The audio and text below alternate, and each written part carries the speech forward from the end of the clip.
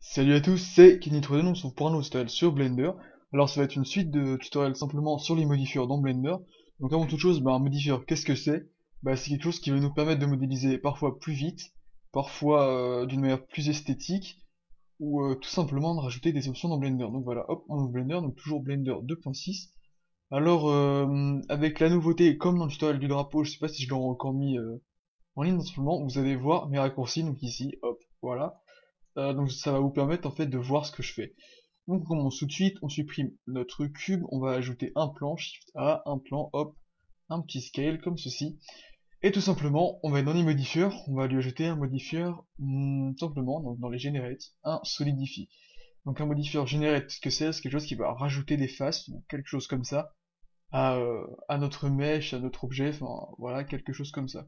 Donc les autres seront un peu plus complexes, donc celui-là c'est un des plus simples en fait. Donc c'est voilà, il est assez pratique, mais sans être non plus, enfin ça va pas non plus vous impressionner. Donc voilà, on commence tout de suite. Donc je vais appliquer ce petit, euh, ce petit modifier. Donc déjà on va commencer par lui appliquer une subdivide. Donc W subdivide, on passe une number of cut à voilà quelque chose comme 7, juste histoire que vous compreniez certaines options. Voilà, donc là on a notre objet, donc en mode objet, et on peut voir ici donc thickness, qu'est-ce que c'est tout simplement?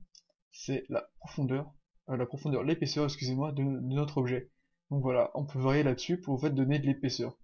Par exemple, pour le drapeau, je ne l'ai pas fait, mais j'aurais pu lui donner une petite épaisseur de quelque chose comme 0,02, quelque chose 0,0 quelque chose comme ça, enfin, juste pour vraiment lui donner une toute petite épaisseur, histoire que ça soit en fait plus crédible. Donc c'est assez pratique. Donc là, je vais vous montrer un petit exemple qui va être concret juste après. Donc déjà, je vais vous expliquer, les paramètres qu'il y a dedans. Donc tout ça, en fait, personnellement, je n'utilise pas trop. Vous pourrez les comprendre vous-même, je pense, parce que c'est assez facile, en fait. Voilà, juste celui-là, donc avec les points, donc les vertex. Qu'est-ce que c'est? On a déjà vu ça dans d'autres endroits. Donc voilà, donc on va se mettre en mode edit, simplement sélectionner une face. On peut faire quelque chose par exemple comme l'alvéo, mais là pas en besoin. On va être dans Object Data. Ici donc dans Vertex Group, ici donc on va faire un petit plus. En ayant notre point sélectionné ou notre face, voilà. On va la nommer test et on va faire assign, voilà.